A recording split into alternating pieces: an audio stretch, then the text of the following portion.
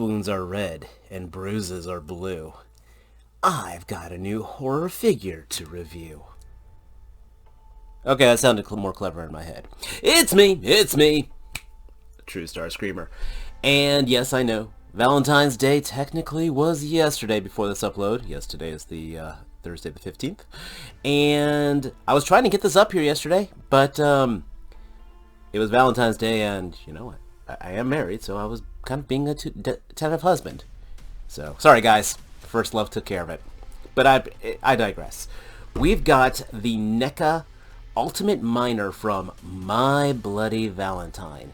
A very cool cult horror. And you can definitely find videos of this online. I think Brendan Tenold may have a mini version of this one. But essentially, it's a slasher movie where the slasher is a miner. And I don't mean under the age of 18. I mean, the guy works in a coal mine. So, he's been working in a coal mine. So, it's NECA. This is going to look really cool. I look at this, and I'm almost thinking there's some reuse from a Michael Myers figure, just the way the jumpsuit is. But that's just me. As always, awesome photography on these things, both the front and the back. And yeah, enough about the box. Let's take a look at this really cool, unique figure. So here we have the miner out of the box. Not the best guy to use with a black background. I actually had to crank up the lights a little. So sorry if the lights seem a little off. This guy, what's the best way to put this? I sing a lot of praise for NECA. I enjoy NECA figures. I have a lot of Predators. I have a lot of the horror figures. The Universal Monster video reviews are probably some of my top watched videos here. So I do enjoy NECA. NECA has had a reputation, you know, for past figures. And the best way to put it, this figure kind of feels a step back. Now, this figure actually came out last year. Came out around September 2023. And I've been sitting on him for a bit. You know, he's part of the infamous backlog. I don't know if I even mentioned him in my little review of figures I want to get to. So I've had him for a bit, kind of sitting on him for a bit, and well, we'll get into it. It's definitely the NECA. It's a NECA figure. I mean, it feels like it, but I had to hit this guy with a hairdryer. Let's start off with that, all right? This is NECA like that. Break out the hairdryer. I'm not going to boil him, but if I almost was tempted to. And, well, we'll talk about a few more things. Let's talk about some of the accessories. Of course, he comes with his pickaxe. This is his primary way of killing people in the movie. It's a simple slasher movie. Again, like I mentioned before, I think Brendan Tenold, you definitely can find some synopsis of this. It's interesting because that they made this guy at all. It's from a cult classic.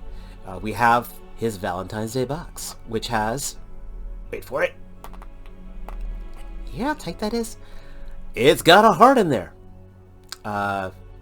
This looks really, really good. I almost kind of want to use this for other pieces of photography, you know, for dark humor and all. But we've got there.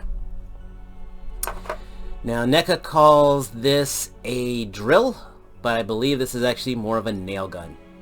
So he's got that. And what slasher would not be a slasher without something to actually slash with? So we do have a lovely knife. I wouldn't mind a little weathering on here, just because, again, how it is. But this is a very simple release. This body itself, part of me almost, I actually had to go and look at the figures. I want to say it's maybe a reuse of a Michael Myers figure.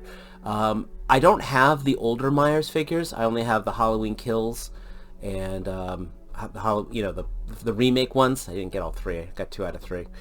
But this feels like a Michael Myers figure, which makes sense because it's a jumpsuit. You know, it's got the open collar on here. It's got great folds to it. There is no waist joint to this that I can see, so he doesn't have any kind of waist or ab crunch. Again, not a ninja. This is kind of a lumbering thing, but this guy does get a little more physical when chasing people down. I love the weathering on the gloves. This is, it is doing what NECA does best, which has the paint on here. I mean, these dirty boots are absolutely awesome. That's the kind of stuff I like. But again, these joints, very stiff. He's got double jointed elbows, which is interesting. I guess in lieu of the waist joint, we decided they give us a double jointed elbow. He's got, I'll get that here. Okay, actually, I want to talk about this. This hand pops out so easy. There is like nothing, like there's almost no friction here. Like this hole's a little too large. I might put some kiki or something in there just to kind of get it in there, but this does pop out really easy. Which is a shame because he only has these two hands, so no additional hands.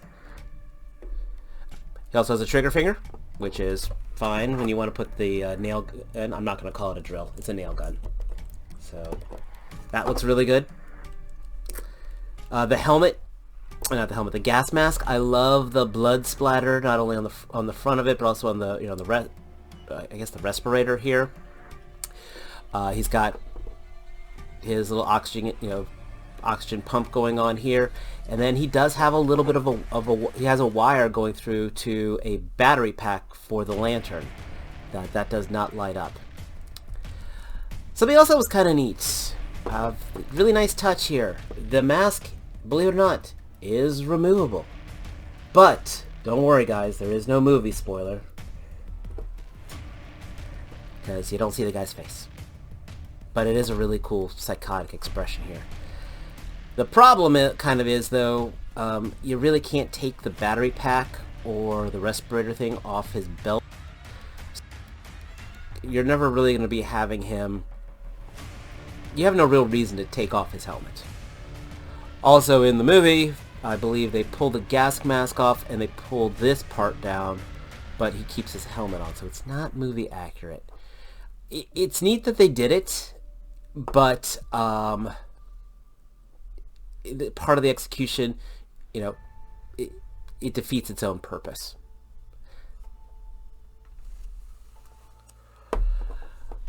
Side note, if you do pull the helmet off, the best way of putting it back on is literally putting on its head and just kind of working the buckles down and then fitting it over his face.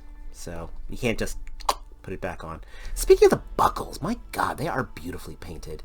I mean, this is the part where NECA does exceed. This is a $35 figure, and they definitely put the details into it. Here. Something I do want to note, again, it's a shame he doesn't have the interchangeable hands, because putting the knife in the trigger hand is loose. It is loosey-goosey. It is. Yeah, he ain't holding that. But he can actually, though, put it in the non-trigger hand, and it stays in there pretty good. So, just something to keep in note. Man, you see that hand? I definitely need to try to do something to pop this in there. That paint scuff right there? Oh, that's annoying. Yeah. Wow.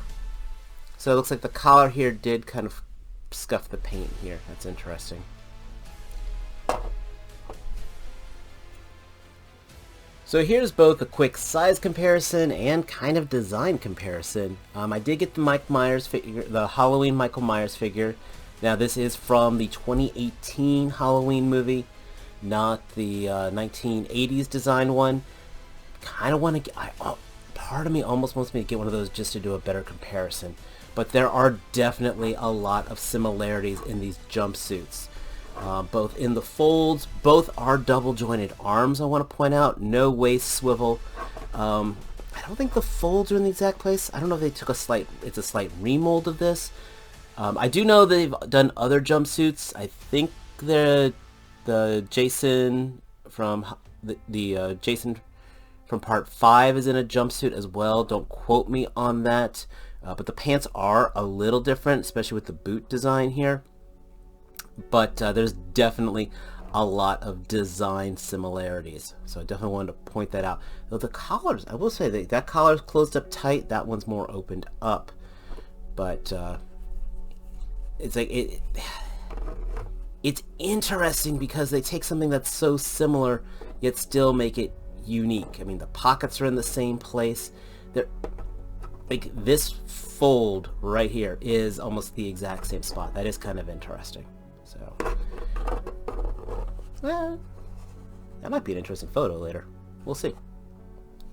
Okay, so when it's all said and done, if you are a fan of My Bloody Valentine, get this guy. Alright? If you've never seen this movie, if you have no idea really who the miner is, yeah, he's an easy pass. I picked him up just because, again, he looked kind of interesting, and I've been binging all these cult horror movies. My Bloody Valentine is nowhere near in my top 10 or even top 15 of favorite slasher movies, to be honest. So, it does do what NECA does best with things like the buckles, the paint, the blood splatter, and things like that. But it also kind of goes a step back of, well, look, you can't even hold the part box here, which is kind of, it's neat that he has it, but he can't hold it. Can't hold this dagger in this hand. We're fine with this, but seriously, this is not a drill. This is a nail gun. He's got basic presence on here, but I would not be tearing up a Target tracking this guy down. I would not be scouring eBay tracking this guy down. Target is actually pretty good at getting these guys, and occasionally a comic book shop will find him, but do not pay more than $40 for this guy, or whatever the equivalent is in your area. It's cool. It's neat. I don't regret buying him, but if I never saw him, I would not be pining away for him. Curious how well he'll photograph, though. I got a data myself, so I'll try to get a couple good pictures here. And, but let me know your thoughts down below. I know this is not the latest, greatest NECA review. He's been out for a bit, but I figured for the holiday, might as well let him be my bloody Valentine to you. Will you be my Valentine? Shoot, I think my wife heard that. I might get beaten up soon. But, so, if you like this video, give it a like. If you're new here, hit that subscribe button. Come on, guys, we're this much closer to 500. Congratulations to Junkie on Crafts and Builds, by the way. He just hit 500. So, come on, guys. I want to be cool like him. And as always, until next time, we got cool things on the way. Take care. Peace.